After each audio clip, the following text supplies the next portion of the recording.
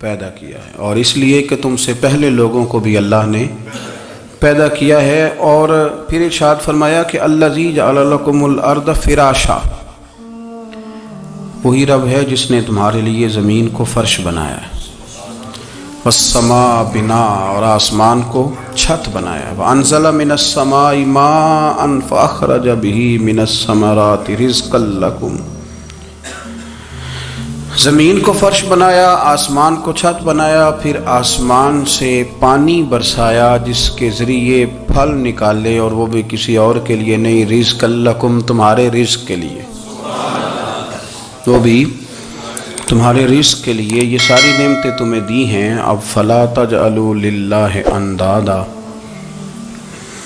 اب تم اللہ کے ساتھ کسی کو شریک نہ بناؤ، وانتم تعلمون، اور تم جانتے بھی ہو، تمہیں خبر بھی، تمہیں پتہ ہے کہ عبادت اللہ کی کرنی چاہیے، تمہیں پتہ ہے کہ نماز پڑھنی چاہیے، تم جانتے ہو کہ نوافل ادا کرنی چاہیے، تمہیں پتہ ہے کہ سجدے آنکھیں بند کر کے جھوٹ کی زندگی جی کے، اپنے ساتھ بددیانتی کر کے، دھوکہ دے کے، اپنے آپ کو دائیں بائیں، اپنے آپ کو کہیں مصروف رکھ کے کچھ وقت ضائع تو کر لیتے ہو، پر تمہیں پتہ تو ہے نا کہ عبادت اللہ کی کرنی، تمہیں اس کی خبر ہے۔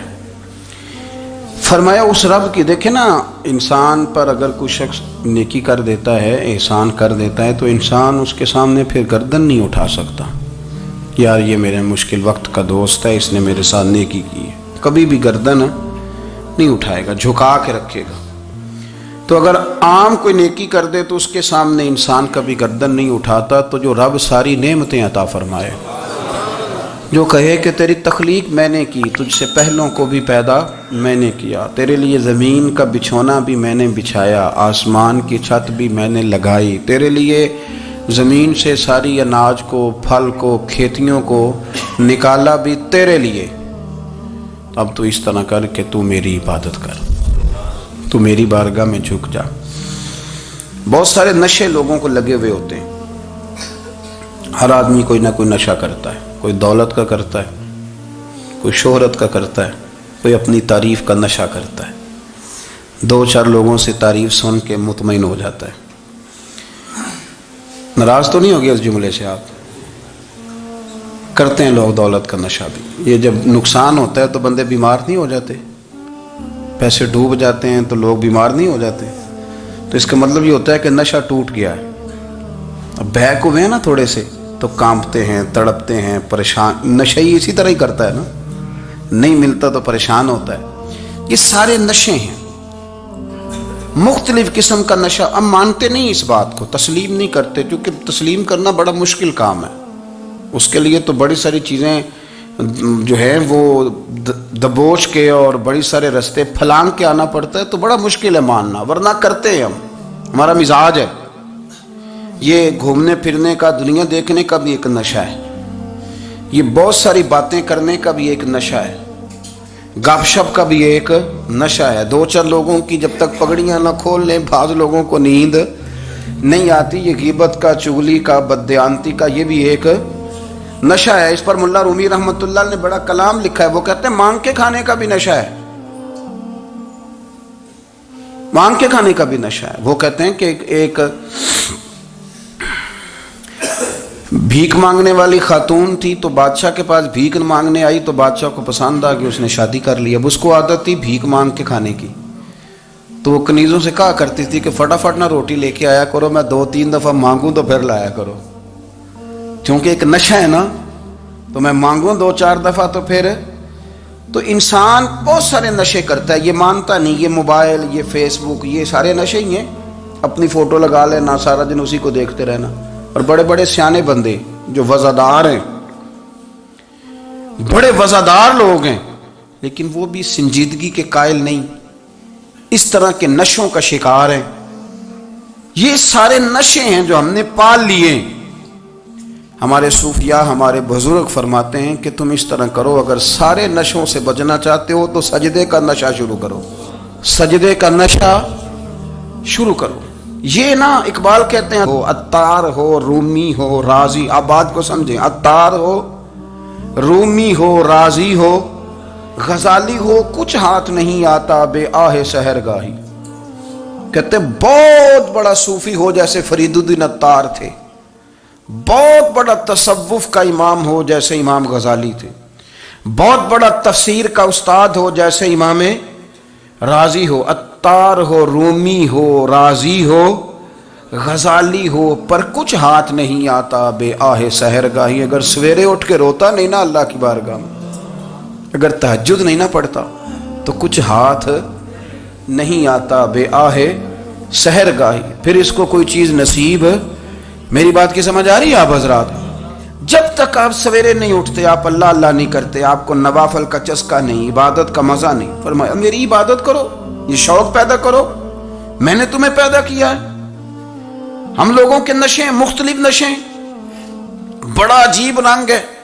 محفل کی صدارت کرنے والے بڑے پیر صاحب، بڑے القابات، اوہو بیچ میں سے بندہ تلاش کرنے سے بھی نہیں مل رہا، اتنے بڑے لقب ہیں اس کے، لیکن وہ سج سنور کے 2.5 گھنٹے بیٹھا رہا محفل میں، اور نماز کا وقت آیا تو اس نے مختصر سی پڑھی، وہ نکل گیا، ہلکے سے سجدے کیے، او اتنا بڑا عشق رسول نعت کا، او ہو کیا بات ہے، اور عشق رسول کا بہت بڑا پیغامبر، بہت بڑا مبلغ، اور بیچارہ سمجھ ہی نہیں سکا کہ اللہ کے رسول نے فرمایا تو نماز پڑھ میری آنکھیں ٹھنڈی ہو جائیں گی۔ تو یہ نشے کے عادی تو ہیں پر حقیقت کے قائل نہیں ہیں۔ یہ بس ٹھیک ہے خوابوں کی دنیا میں لوگ زندہ ہیں، پر جن کو یہ جو نشہ تھا نا عبادت کا، یہ میرے رسول پاک کی چاہت ہے، یہ میرے نبی کریم علیہ السلام کی۔ آپ دیکھیں نا حضور مہینوں جا کے غار حرا میں بیٹھتے، کیا وہاں تبلیغ کرتے تھے؟ کوئی کتاب لکھتے تھے؟ رسول کریم علیہ السلام مہینہ رہتے غار حرا میں، کوئی نہ مجھے دیکھے، کوئی نہ مجھے ملے، حضور یہاں کیا ہے؟ فرمایا میں اپنے رب کی عبادت کروں گا۔ نبی کریم علیہ السلام نے سجدوں کے ساتھ پتھروں اور پہاڑوں کو آباد کر دیا، سجدوں کے ساتھ۔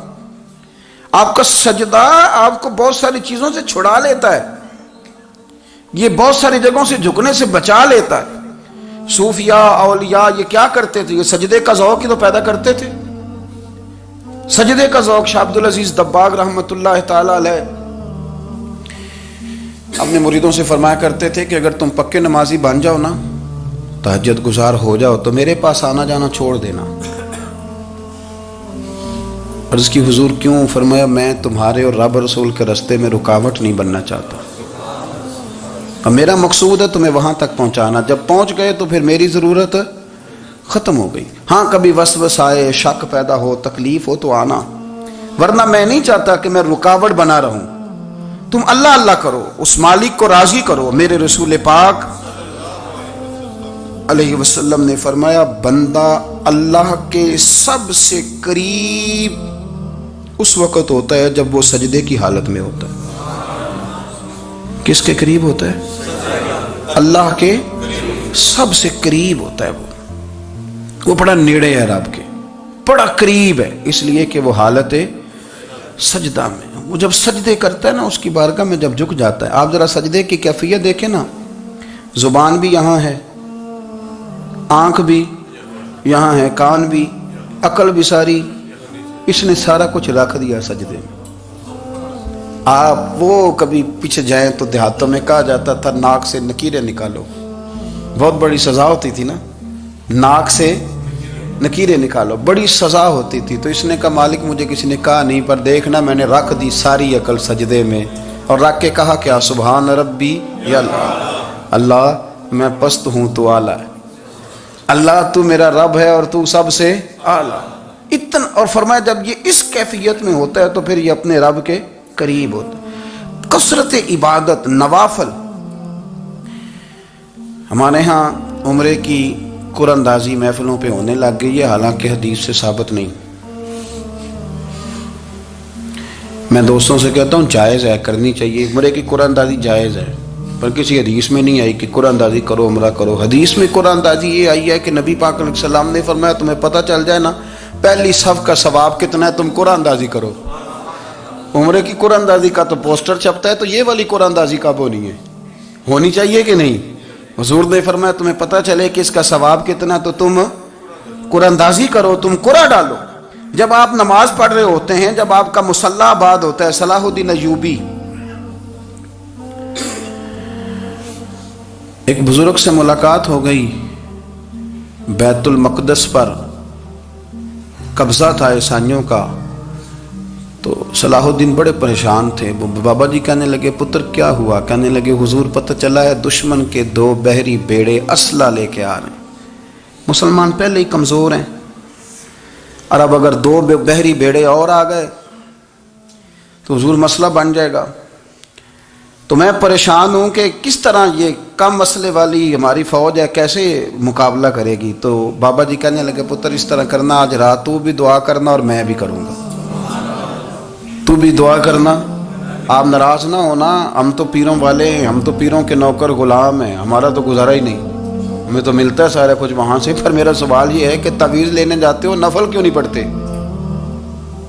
رات اللہ اللہ کیوں نہیں کرتے؟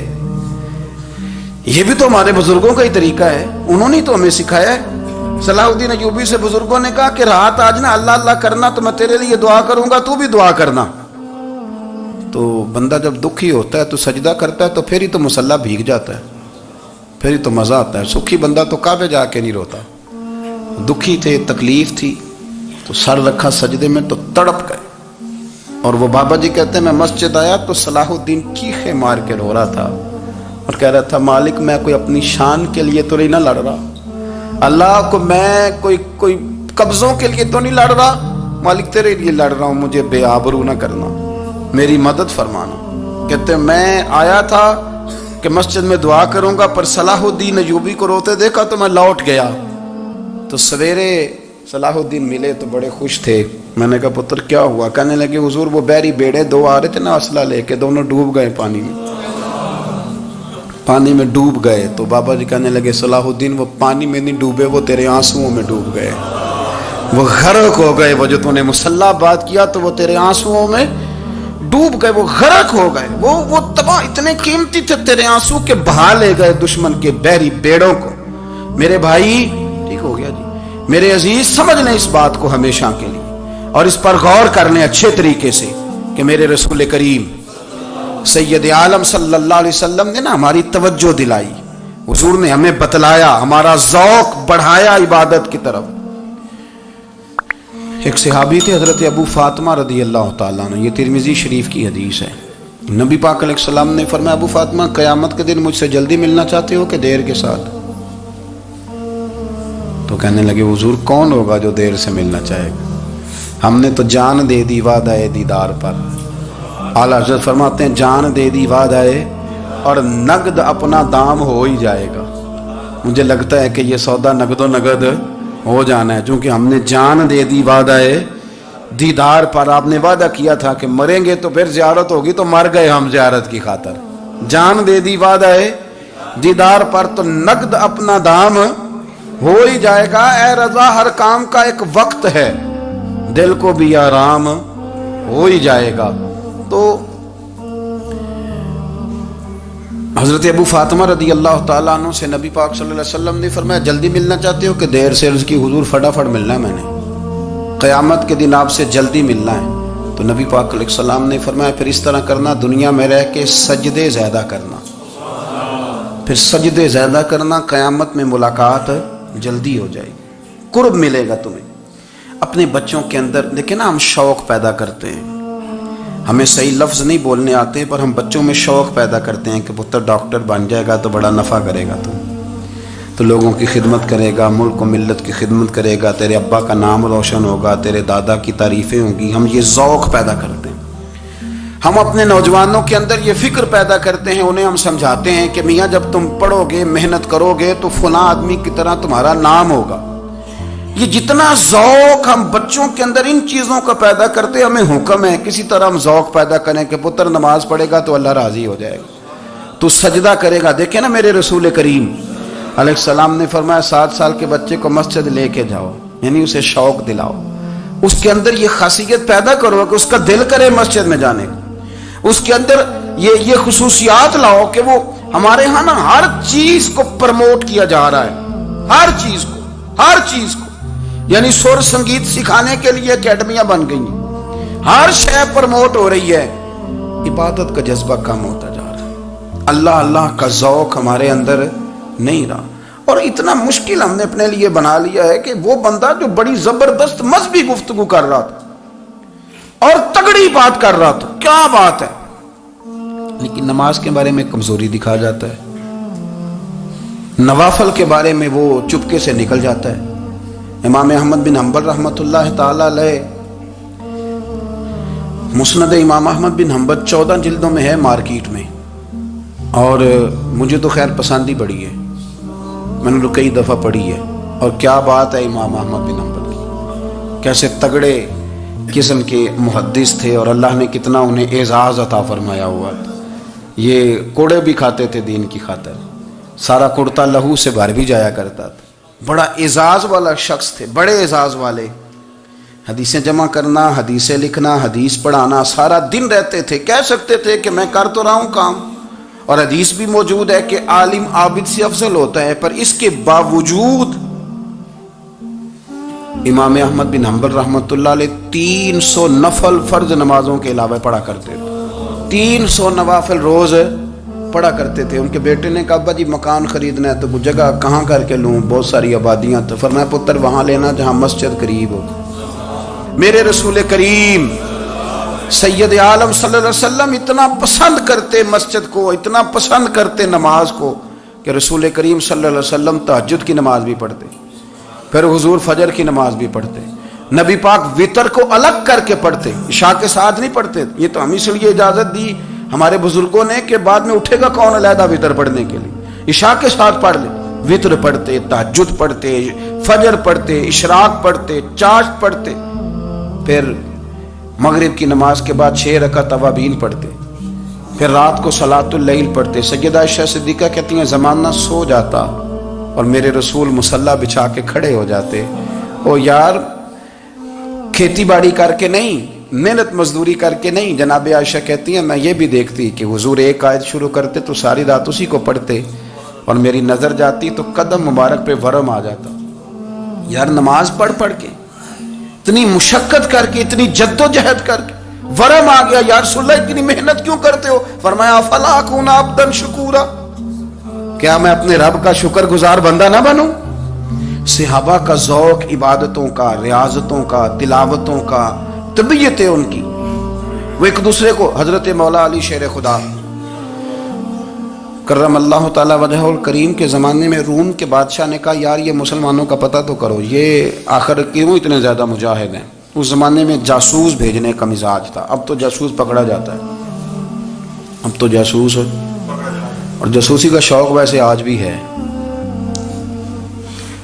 عرض کروں تھوڑی سی بات اس عنوان سے، پتہ کیا ہمارا مسئلہ ہے؟ ہم جہاں جاتے ہیں نا وہاں تھوڑی خوشبو سونگنے کی کوشش کرتے ہیں، وہ کیا ہے تو یہ کیا ہے تو ادھر کیا ہے تو تھوڑا سا ادھر کیا ہے۔ میرے رسول پاک پڑھیے درود شریف، سارے پڑھیے ذرا زور سے، صلی اللہ تعالی۔ نبی پاک علیہ السلام نے فرمایا جاسوسی نہ کرنا ورنہ تم بندوں کو خراب کر دو گے، اور فرمایا اس طرح نہ ہو کہ تم کسی کے آپ کھول نہ نکلو تو تمہارے پہلے کھول جائیں۔ یہ جو ذوق ہے نا یہ ختم کریں، چھوڑیں، مطلب آپ کس چکر میں پڑے ہوئے ہیں، اتنی زیادہ توجہ کرنے کی کیا ضرورت ہے؟ اپنے کام سے کام رکھیں، اس میں بندہ تھوڑا سا نا آسان رہتا ہے۔ یہ جو بہت زیادہ ٹٹولنے والے لوگ ہوتے ہیں نا وہ بیچارے پھر عمر ٹٹولتے ہی گزار دیتے ہیں، اس لیے کہ مزاج ہی بہت پکا ہے، بوری کا منہ کھول کے اندر تک ہاتھ ڈالنا، تو پھر کئی دفعہ سامنے سے بچھو بھی لڑ جاتا ہے، خرابی ہوتی ہے۔ تو جاسوسی کی جاتی تھی، اس نے بھی جاسوس بھیجے، کیونکہ قبیلوں کے لوگ تھے، کچھ مسلم کچھ کافر، پہچانے نہیں جاتے تھے لوگ، تو کچھ لوگ اس نے بھیجے، انہوں نے آ کے نا تحقیق کی، ریسرچ کری کہ آخر ماجرا کیا ہے، تو واپس جا کے انہوں نے رپورٹ دی نا روم کے بادشاہ کو۔ اس رپورٹ کا ایک جملہ بڑا شاندار ہے، وہ کہنے لگا بادشاہ ہمیں مسلمانوں کی کوئی سمجھ نہیں آئی، ہمیں کوئی سمجھ نہیں آئی۔ انہوں نے کہا کیوں نہیں سمجھ آئی؟ کہنے لگے یار عجیب بندے ہیں، جب رات مسلح پہ بیٹھتے ہیں تو یوں لگتا ہے ان کا دنیا سے رشتہ ہی کوئی نہیں، کوئی کسی کو نہیں جانتا، کوئی اپنے دکھ سنا کے رو رہا ہے، کوئی اپنی بات کر کے رو رہا ہے، لگتا ہے کہ ان کا کوئی رشتہ ہے ہی نہیں۔ جب مسلح پہ بیٹھتے ہیں اور فرمایا جب سویرے یہ جہاد کرنے نکلتے ہیں تو لگتا ہے ان سے زیادہ دلیر ہی کوئی نہیں. حالانکہ جو مسلوں پہ رونے دھونے کے لوگ ہوتے ہیں وہ کئی دفعہ جہاد میں کام نہیں کرتے، لیکن عجیب لوگ ہیں کہ رات کے راہب ہیں دن کے مجاہد ہیں، کوئی سمجھ نہیں آتی. میرے عزیز، ان لوگوں نے مسلح آباد کر کے رکھا، تلاوتیں ان کا ذوق رہی، منظر روز پڑھنا، اسباق پڑھنا، وظائف پڑھنا، یہ ان کا ذوق رہا. اعلیٰ حضرت بریلوی رحمت اللہ نے ایک 1000 کتاب لکھی ہے، لیکن الوظیفۃ الکریمہ کے نام سے جو وہ صبح و شام وظائف پڑھتے تھے وہ الگ انہوں نے ان کو بیان کیا، پابندی کے ساتھ اپنی اللہ اللہ کرتے تھے. شیخ شہاب الدین سہروردی رحمت اللہ علیہ، اس پر ایک بندے نے اعتراض کیا، اس نے کہا جی آپ کس قسم کے صوفی ہیں، مرید بیٹھے ہیں اور آپ وہاں نفل پڑھ رہے ہیں. یہ بھی بڑا مسئلہ ہوتا ہے نا، جو بندہ ملنے آتا ہے وہ اپنے ٹائم کے حساب سے آتا ہے، اور اس کا یہ بھی خیال ہوتا ہے کہ پیر صاحب جو ہیں وہ چونکہ درویش ہیں تو نہ انہیں روٹی کھانی چاہیے نہ سونا چاہیے، چونکہ وہ درویش ہیں، اور ہم چونکہ درویشوں کے ماننے والے ہیں لہذا ہمارا یہ طریقہ ہونا چاہیے کہ جیسے ہم کہیں درویش ویسے ہی کر جائے. حالانکہ جس کو آپ درویش کہیں گے آپ اس کی مانیں گے، آپ منوائیں گے نہیں، ہمارا مزاج ہوتا ہے. شیخ شہاب الدین پر لوگوں نے اعتراض کی، حضور لوگ ملنے آئے ہیں، زیارت کرنے آئے ہیں، یہ بندے دعا کرانے آئے ہیں، اللہ اللہ کرانے آئے اور آپ نفل پڑھ رہے ہیں، کیا جملہ ہے، کیا حسن ہے، کیا خوبصورتی ہے.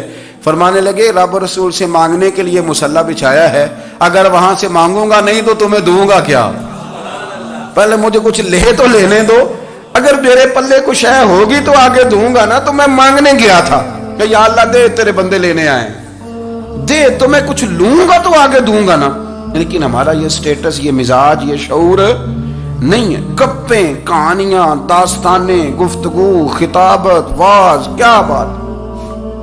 لیکن اگر کچھ کرنے کا کام ہو تو وہ نہیں ہم سے ہوتا. میرے نبی کریم علیہ الصلوۃ والسلام نے مصلی سے دل لگانے کا درس دیا، حضور نے توجہ دلائی. صحابہ اس ذوق کے حامل لوگ تھے، وہ کوشش کرتے تھے. جناب صدیق اکبر رضی اللہ تعالیٰ عنہ کا عبادت کا مزاج ہمیشہ قائم رہا. حضرت عمر فاروق ساری رات اللہ کے حضور کھڑے رہے. حضرت عثمان غنی رضی اللہ تعالیٰ عنہ عشاء کی نماز پڑھ کے 2 رکعتوں کی نیت باندھتے تھے، 15 سپارے پہلی رکعت میں پڑھ دیتے تھے اور 15 سپارے قرآن مجید کے دوسری رکعت میں پڑھ دیتے. آپ نے نا حضرت عمر فاروق کے وصال کے بعد ان کی ایک بیوہ سے نکاح کیا، حضرت عثمان غنی نے نکاح کیا. وہ خاتون آپ کے نکاح میں آئیں تو عرض کرنے لگی امیر المومنین میرے لیے اعزاز تو بہت ہے کہ میں امیر المومنین کی بیوہ تھی تو امیر المومنین کی منکوحہ ہو گئی ہوں، لیکن حضور نہ تو میں جوان ہوں کہ میرے اندر رغبت ہوتی اور نہ میں اب اس قابل ہوں کہ کوئی خدمت کر سکوں، میرے ساتھ نکاح کی وجہ کیا بنی؟ تو عثمان غنی رو پڑے. فرمانے لگے میں نے عمر فاروق کو مسجد میں اپنے رب سے ڈرتے ہوئے دیکھا ہے، میں نے اسے روتے ہوئے دیکھا ہے، عدل کرتے دیکھا ہے، انصاف کرتے دیکھا ہے، امت کی خیر خواہی کرتے دیکھا. تمہارے ساتھ نکاح اس لیے کیا ہے کہ تم مجھے یہ بتاؤ کہ عمر فاروق گھر کے اندر اپنے رب کو کیسے راضی کرتے، گھر کے اندر کیسے راضی کرتے تھے، وہ طریقے بتلاؤ، تم بتاتی جانا اور میں بھی اسی طرح گھر میں عبادت کروں. میرے رسول کریم علیہ الصلوۃ والسلام نے ارشاد فرمایا، حضور فرمانے لگے جس گھر میں اللہ کا ذکر ہوتا ہے وہ گھر زندوں کا ہے، اور جس گھر میں رب کریم کا ذکر نہیں ہوتا وہ گھر زندوں کا نہیں ہے. گھر نا ہم نا کتابوں میں پڑھتے ہیں کہ ایک بزرگ کہتے ہیں، حضرت فضیل بن ایاز کہتے ہیں کہ میں ایک گلی سے گزر رہا تھا تو گھر کے اندر کسی قاری صاحب نے قرآن کی آیت پڑھ دی، ولی من خاف مقام ربہ جنتان.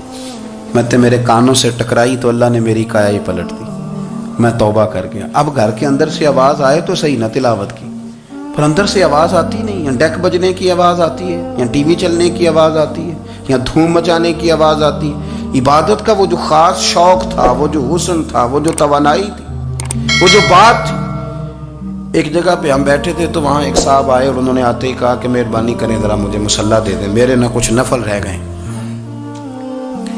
تو میں نے وضو کر لیا تو کوئی مصلی مل جائے، مصلی انہیں دے دیا گیا. وہ مصلی لے کے چلے گئے تو پیچھے ایک صاحب نے تبصرہ کیا، کہنے نے کتنا ریاکار بندہ ہے، لوگوں کو دکھا رہا ہے کہ میں نفل پڑھتا ہوں، ہے کوئی بات کرنے والی. میں نے اسے کہا، میں نے کہا تو مہربانی کرنا اس طرح کی ریاکاری تو بھی کر، پکڑ مصلی اور جا تو بھی تھوڑی ریاکاری کر کے آ، اٹھ ذرا شکر کر کو یہ ریاکار بھی ملا ہے. کوئی نفل پڑھ کے ریاکاری کر رہا ہے. اللہ کا میں کہتا ہوں کو پڑھے تو صحیح نہ یار، یہ کوئی دور ہے نفل پڑھنے کا؟ اس میں تو لوگوں کا مزاج ہی نہیں، طبیعت ہی نہیں. میں نے کہا چل مہربانی کر یہ لے مصلی اور تو بھی جا تھوڑی سی یا کر یا ریاکاری کرو تو صحیح نا. مزاج ہی نہیں، ذوق. جمعے کی نماز پڑھ کے یوں دنیا بھاگتی ہے، او ہو پتہ نہیں کون سی پیچھے آگ تھی جو بجھائی جائے گی. اور آج تک لوگ مسئلہ پوچھ رہے ہیں کہ جمعے کی بعد والی سنتیں کتنی ہوتی ہیں. میں نے کہا کتنے سال ہو گئے جمعہ پڑھتے، کتنے سال ہو گئے، ابھی تک سنتوں کا نہیں پتا، ابھی تک نہیں علم کے پہلے کتنی رکھتے ہیں اور بعد میں کتنی رکھتے ہیں. فجر کی سنتیں کب پڑھنی چاہیے؟ سنو فجر کی سنتوں کے بارے میں. میرے رسول کریم سید عالم صلی اللہ تعالی علیہ وسلم سے ایک صحابی نے پوچھا تھا حضور میری فجر کی سنتیں رہ گئیں یا رہ جاتی ہیں تو حکم کیا ہے؟ کیا انداز ہے حضور کا. بخاری مسلم کے لفظ سنو. حضور سید عالم صلی اللہ علیہ وسلم فرمانے لگے، اس نے کیا پوچھا تھا؟ حضور جواب کیا دیتے؟ فرمایا فجر کی سنتیں کبھی نہ چھوڑنا، فجر کی پہلی 2 سنتیں کبھی نہ چھوڑنا. یا رسول اللہ صلی اللہ تعالی علیہ وسلم میری رہ گئی ہیں، رہ جاتی ہیں. فرمایا فجر کی 2 سنتیں نہ چھوڑنا. فرمایا فجر کی پہلی 2 سنتیں مجھے دنیا اور دنیا کے اندر جو کچھ ہے وہ سب سے زیادہ پیاری ہے. فجر کی 2 سنتیں دنیا اور دنیا میں جو کچھ ہے مجھے وہ سب سے زیادہ پیاری ہیں. اس لیے فجر کی سنتیں نہ چھوڑنا. اپنا ذوق، اپنی طبیعت، ہم نے نا ذوق غلط بنا لیا ہے. اگر 20 بندے کہہ بھی دیں گے تو نے بڑی شاندار تلاوت کیا تو کیا اس سے بنے گا؟ 100 بندہ کہہ بھی دے تیری کیا بات ہے، کیا بات ہے نعت خاں کی، کیا بات ہے علامہ صاحب کی، پیر صاحب کی، پیر مہر علی شاہ صاحب رحمت اللہ علیہ. آپ تشریف فرما تھے تو آپ کے ایک ہی بیٹے بابو جی جن کو کہا جاتا ہے، جس دن صاحبزادے پیدا ہوئے تو خادم نہ وہاں سے نکلا. ان لوگوں کے شوق اور طرح کے تھے نا تو ان کی توجہ بھی اپنے شوق کی طرف رہتی. تو خادم نکلا اندر سے، پیر صاحب مبارک ہو، پیر صاحب مبارک ہو، پیر صاحب مبارک ہو، پیر صاحب مبارک ہو. شور کر رہا ہے تو پیر صاحب کو وجد ہو گیا، اللہ اکبر اللہ اکبر اللہ. وہ کیا ہوا؟ کس بات کی مبارک دے رہے ہو؟ عرض کی حضور اللہ نے بیٹا دیا ہے. تو آپ فرمانے لگے اچھا حضور آپ کیا ہوا؟ آپ تو پریشان ہو گئے. فرمانے لگے جب تو نے 3 دفعہ کہا نا مہر علی کو مبارک ہو تو میں سمجھا تھا شاید تجھے کسی نے بتا دیا ہے کہ مہر علی سے اللہ راضی ہو گیا. میں سمجھا تھا کہ شاید تو یہ خبر لے کے آیا ہے کہ کسی نے بتایا ہے کہ مجھے آج خبر ملی ہے کہ مہر علی سے رب اچھا پتر ہوا ہے. الحمدللہ اللہ کا شکر ہے. پر میرے لیے مبارک کا دن وہ ہوگا جب میرا رب کہے گا کہ میں مہر علی سے راضی ہوں. میرے محبوب کہیں گے کہ میں مہر علی سے. آپ بات کو سمجھیں. شوق ہی کسی اور طرف تھا، دل ہی کہیں اور لگا ہوا تھا، طبیعت ہی کہیں اور مائل تھی. کوئی وظیفہ پوچھتے تھے تو پڑھتے تھے وہ لوگ، کچھ اللہ اللہ انہیں بتائی جاتی تھی تو کرنے کا ذوق رکھتے تھے، طبیعت تھی، قائل تھے. حضرت ربیع کہتے ہیں میں بڑی دور سے سفر کر کے گیا حضرت اویس کرنی سے ملنے، بڑی دور سے. اور جب میں پہنچا تو فجر کا وقت تھا تو حضرت اویس کرنی کو میں نے پا لیا. تو وہ نماز پڑھ کے نا قرآن شریف لے کے بیٹھ گئے. فرماتے اشراق چاشت کا وقت ہوا تو نفلوں کی نیت باندھ لی. محدث ابن الجوزی نے لکھا ہے، فرماتے ہیں پھر جب زوال کا وقت ہوا تو مسجد میں جھاڑو دینے لگ گئے. زور کی نماز پڑھ کے تو عصر کی تیاری تک وہ مسجد میں بیٹھے رہے. اور میرے نبی پاک علیہ السلام نے فرمایا جو نماز کے انتظار میں بیٹھا ہو وہ نماز ہی میں ہے، وہ نماز ہی میں ہے. فرمایا میری دنیا میری امت کی جو رہبانیت ہے نا وہ اتنی ہے کہ نماز کا انتظار کرے. اذان کے بعد نماز کا یہ راہب ہے، یہ اس وقت چھوڑ کے بیٹھے ہیں سارا کچھ. فرماتے ہیں عصر تک انہوں نے اللہ اللہ کی، پھر مغرب تک کی، عشاء کی نماز ہوئی تو نماز پڑھی تو وہ تھک گئے. اب مجھے وہ فارغ ہوں مصلی چھوڑے تو میں ملاقات کروں نا.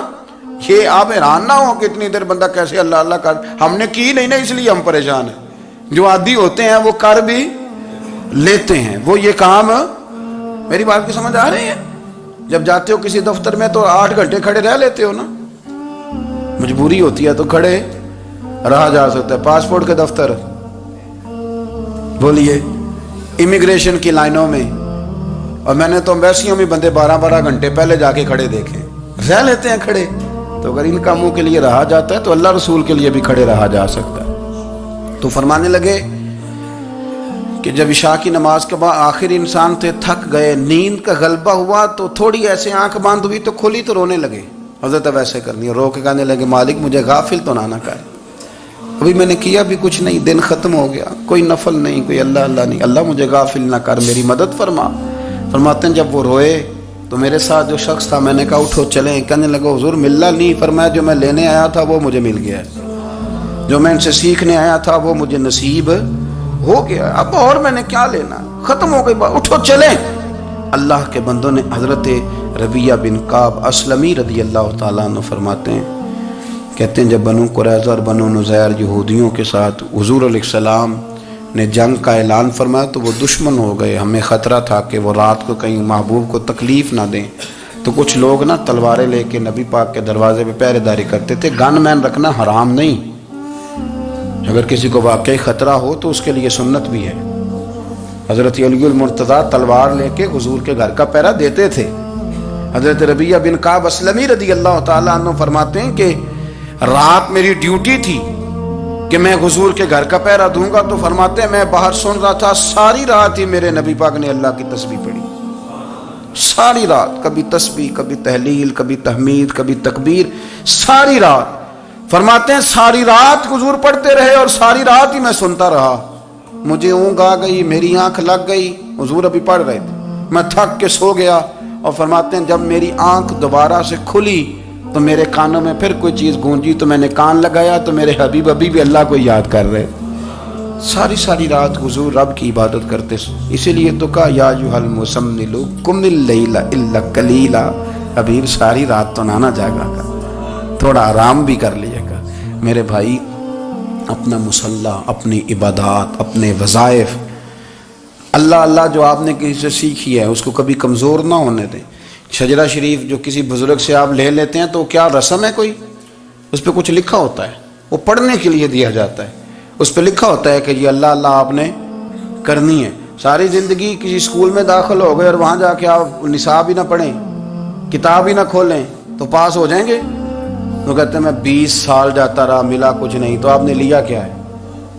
ایک اتنی سی کتاب تھی, اس کو تو کھول کے آپ دیکھ نہیں سکے, اس کے وظائف تک تو رسائی نہ ہوئی, اس لیے کہ اللہ اللہ کرنا مشکل ہے اور تصویر کھچانا یہ آسان کام ہے. تو جو آسان ہے اس طرف ہماری توجہ لگی رہتی ہے اور جو مشکل ہے اس طرف ہم ذوق پیدا نہیں کرتے. یا ایھا الناس اعبدوا ربکم الذی خلقکم والذین من قبلکم لعلکم تتقون, اے لوگوں اس رب کی عبادت کرو جس نے تمہیں پیدا کیا اور تم سے پہلوں کو پیدا کیا, اس لیے عبادت کرو کہ تم پرہیزگار.